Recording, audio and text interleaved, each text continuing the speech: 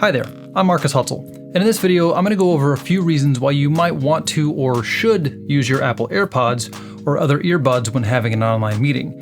And if you saw my other video stating why you shouldn't use your Apple Airpods for online meetings, that video still applies, because that video basically says that you should almost never use your Apple Airpods as your microphone for important online meetings and presentations. Because if you do, it's going to sound like this, because this is the audio quality of the microphone in the Apple Airpods 2, and there's nothing you can do about it.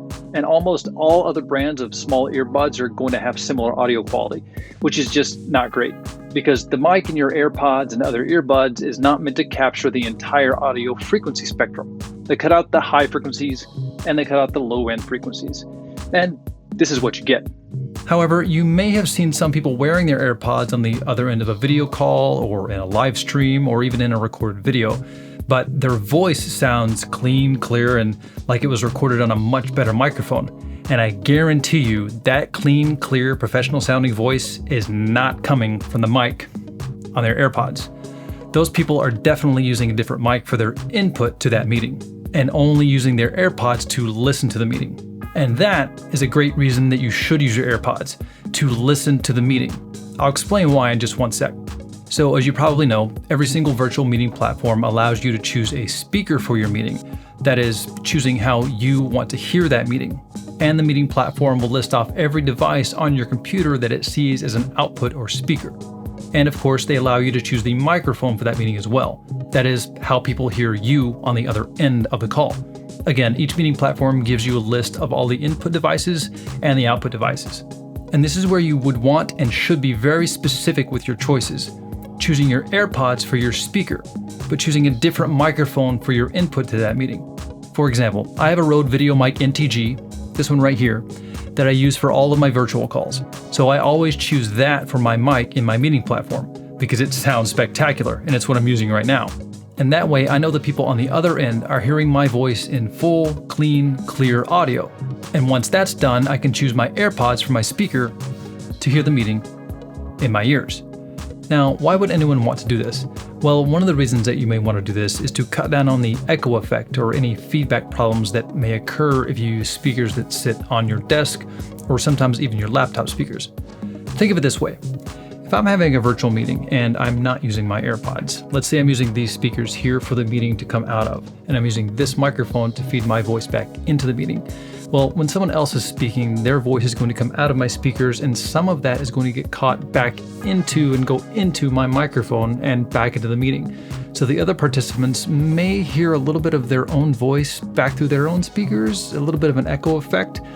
And the other problem is that some of the meeting platforms, actually most of them, probably have some programming on the server side that none of us can control, that it notices when it hears itself. It can kind of sense that it can hear itself coming through, and at times it can kind of gate your vocal. It can kind of cut off the beginning of your vocal because it says, hey, I can hear the meeting coming through your mic, but yet I know that you aren't speaking. So even though the meeting platform won't mute you to your own eyes on your own computer, it will kind of gate your vocal. It'll mute you on the server side a little bit so that the next time you try to speak, if the meeting is hearing itself, the beginning of your vocal may get cut off. So if someone's asking you a question, then the next time you try to answer that question, you may get cut off a little bit. In the very beginning of your vocal may be cut off by the server settings. And that can just become a problem, as most of us know, when you're having a virtual meeting and someone asks you a question and you try to answer, but they may not hear the beginning of it.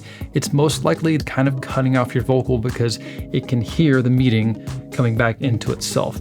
So that's a good reason to use something like your AirPods. So when I have these in during a virtual meeting, the sound is no longer coming out of these speakers going back into the mic. The sound is only in my ears, and this microphone can't hear this. So a great reason to wear your AirPods during a meeting. Let's go back over here. And whether or not these server settings actually exist, I'm not 100% sure, but it makes sense the meeting platform would try to cut down on as many types of these feedback and echo problems as it could. And coupled with the noise canceling options that you have access to in the meeting software, all of it can be problematic if your microphone can hear your speakers.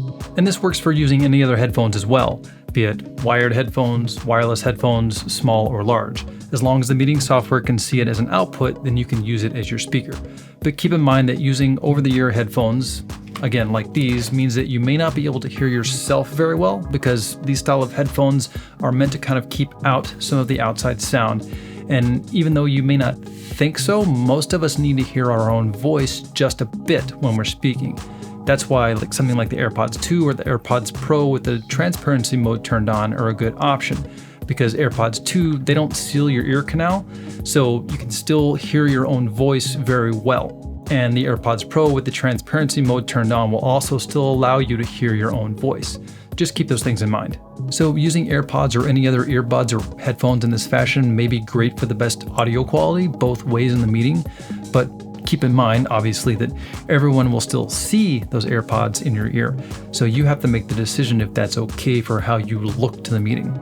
Then again, this may be more preferable than putting something like this over your ears during a meeting.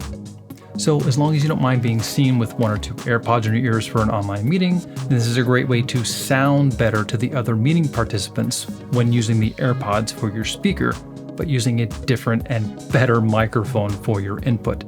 And it's a way to cut down on the meeting platform possibly cutting you off or having any other major issues, because the meeting platform won't hear itself through your microphone, because the other meeting participants are in your AirPods, in your ears, and not being amplified in your room or near your microphone. And the other meeting participants can now hear you better through your better quality microphone of choice.